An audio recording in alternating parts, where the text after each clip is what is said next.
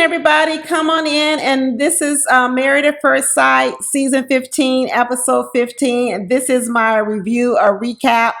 My name is Deborah. Thank you for joining me.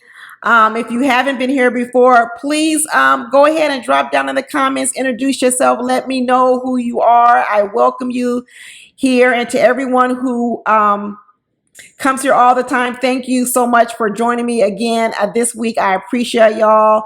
All my new VIP members, all my new subscribers, thank you so much. But definitely for sure, you guys, don't forget to like, comment, and subscribe on this video. But let's get into it with Lindy and Miguel because they have exhausted me, y'all. I am completely exhausted with Lindy and Miguel. These two people, honestly, they're both kind of getting on my nerves. Lindy was on my nerves, been a while now. But the emotional manipulation that these two were doing to each other is ridiculous. I told y'all from the beginning that, I knew these two emotional people were going to be an issue. And now that's what you're really starting to see. Because what you have between Lindy and Miguel is you have a really bad child who's Lindy. Lindy is a bad 2-year-old, terrible 2's. That's what she is. And then you have a parent who is Miguel. And the way the parent, Miguel, is trying to get Lindy to behave is to threaten the kid. He doesn't know how to stop Lindy's bad behavior because Lindy's behavior is horrible. He doesn't know how to stop the behavior. So he's doing what some parents do to kids. And they start threatening the kids if the kids don't act right. And what Miguel is doing is he's starting to threaten the 2-year-old that if you don't act right, you're not going to Disneyland.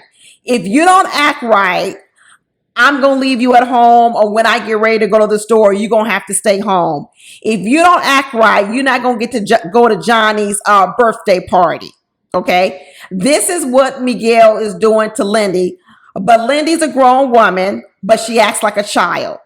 And then you have Lindy sitting over here talking about, I can't be controlled. You have to accept me as I am. And I should be able to yell, scream, interrupt you, talk to you any old kind of way. And you should just accept all that about me and love me and never want to divorce me. Girl, get the heck out of here. But these two are exhausting. Poor Miguel, he don't know what to do. He is in, I'm just going to keep threatening her and maybe she'll act right. And Lindy's over here constantly saying, you can't control me. You can't tell me how to think or what I can say or what I can do. I can talk to you any kind of way I want to. I can be emotional. I can yell. I can scream. Are you not the boss of me?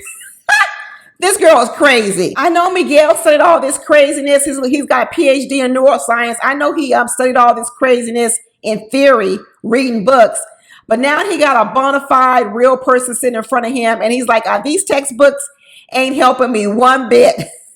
Miguel is on the after party and he's talking about the way he handled Lindy. And he's talking, of course, after the fact, 2020. And he's saying how, of course, he didn't handle it well. He probably should have just leaned into it more. But Miguel ain't leaving Lindy. Miguel is in love with Lindy. He's frustrated. It is no different from when a parent threatens their child. They're not going to leave that child. They're not going to leave that child. They are just saying that because they don't know any kind of other way to get that child from acting up. So they make a whole lot of threats, say what they're going to do, and don't nobody never do that. People don't be leaving their kids, but they'll threaten their kids. If you don't do this, I'm going to do this. If you don't do that. and then they're not going to do none of it because in the end, they love their child and they're not going to do it. And that's what Miguel is doing with Lindy. And let me tell you something. Lindy's going to eventually pick up on it, which I think she already is. And she's going to realize there's no bite behind your bark. And in the end, I'm going to get my way. Let me tell you something. When that little health card came in the mail for Lindy, she finally got her health care. And Miguel said, okay, now are you going to change your name? She said, well, I'll hyphen it. He was like, what? I gave you a whole health care and I didn't get you to want to change your name. She said, no. I'm going to need a whole lot more. I'm telling you, Lindy said, absolutely not. You're going to have to do a whole lot more for me to change my full name. My LOA ain't going nowhere. Right now, healthcare is only getting you a hyphenation. That's it. That's all you get, hyphenated. Lindy over here talking about all the sacrifices she has made, how she has to filter herself so much, how she has to tone it down so much. Well, girl, if you didn't come in the relationship being a 2-year-old, you wouldn't have had to do so much. It is not Miguel's fault that you literally have done no work on yourself in controlling your mouth, your temperament, your emotions, so that once you get into a relationship, you got so much work to do. So basically what Lindy is saying is, because I came in so unprepared with my emotions and I've got so much work to do, you can't ask me to do all this work. I should be able to yell and scream and talk to you any kind of way that I want to. She's ridiculous. And Miguel, he is such at his wit's end, he don't even know how to control this bad 2-year-old. So he is actually trying to control her and manipulate her too, with threatening her, because that's the only way he can stop her from doing what she's doing. But it ain't working, and it ain't a good look for Miguel either. It is not a good look for him at all. And let me tell you something. Lindy is so transactional in the relationship. She's very transactional. Lindy doesn't do anything unless she gets something in return. And she made it clear to him. She said, me changing my name is for you. It's not for me. So what she's saying is, what do I get in return? And what she told him was a health care card, health benefits. Although you're right, if I get hit by a car now, I won't be dead. I can go see a doctor. It's not enough. Lindy is very, very transactional, because if you ever listen to her, every time Miguel says what he wants, her quick answer is, what am I getting in return? What about me? What am I getting? And when they were playing this little crazy Dungeons and Dragons game or what, I really don't understand that doggone game. I really don't. That's a whole nother alternate universe. And when they were playing that game, he was trying to send this girl a message. You ain't sneaky, Miguel. We knew you was describing Lindy. We knew that little tenuous relationship you was talking about, some man seeing another woman and they don't get married, he go marry another man and he's sad. We knew you were describing yourself. You were not fooling anybody, Miguel. Miguel thinks he's too smart for everybody out here, maybe because he's got a PhD. But we figured you out, Miguel. We know who you are. And Lindy over here talking about Miguel doesn't understand the fundamentals of marriage. Girl, you don't understand the fundamentals of adulthood. She's over here talking about Miguel wants to run at the slightest little thing going wrong.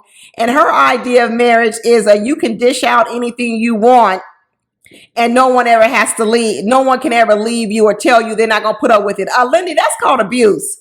It's called abuse if I have to stay in a relationship where you get to yell at me all the time, scream at me, and be over emotional, and your emotions overtake everything. And Miguel was in the after party, and he actually mentioned a few things. And basically what he was describing was, it takes so much energy to control Lindy's emotions and care for her emotions.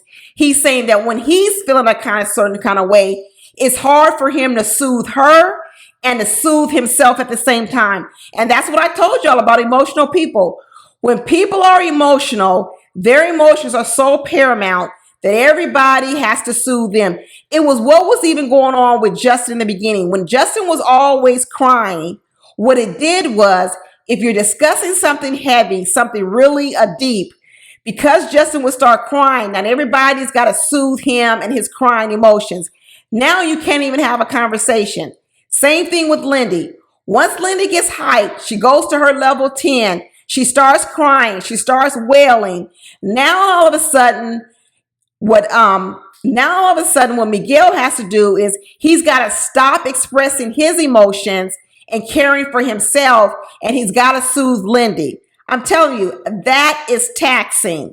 That's taxing. And according to Lindy's world of marriage, that's the way it's supposed to be. You're supposed to just accept me as I am.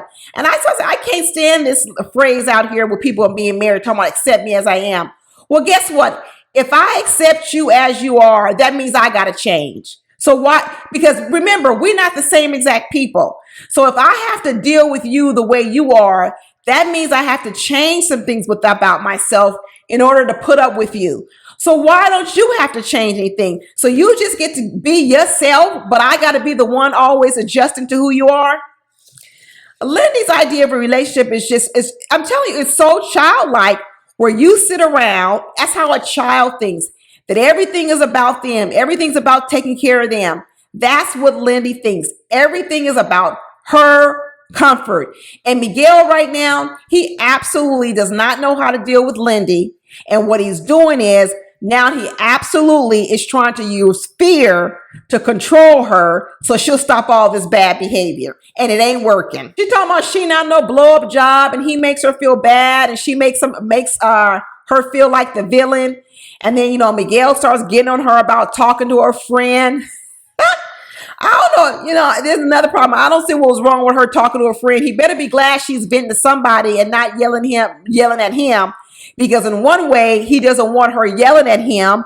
But then when she goes to someone else so she can let it all out, and she says, and for once she can be herself. She says, I can go over here and yell and scream with my friend. And that friend, let me tell you, that look on that friend's face was like, ugh. Good Lord, I'm tired of listening to this woman. This is ridiculous. This is like a 2-year-old falling out on the floor, having a tantrum, talking about, I want to be able to yell and scream all I want to, and you need to take it and not tell me to be quiet or tell me that I don't have to do something different. That friend was fed up with Lindy, fed up. And then Lindy sits up there talking about, I'm so afraid of unloading on Miguel. Unloading on Miguel? Why would you feel it's okay to unload on Miguel? So when you really start listening to Lindy and what she wants, that's what I'm saying. She uses these phrases talking about, I want to unload on Miguel. I want to yell. I want to go to a level 10. I don't want to have to contain myself.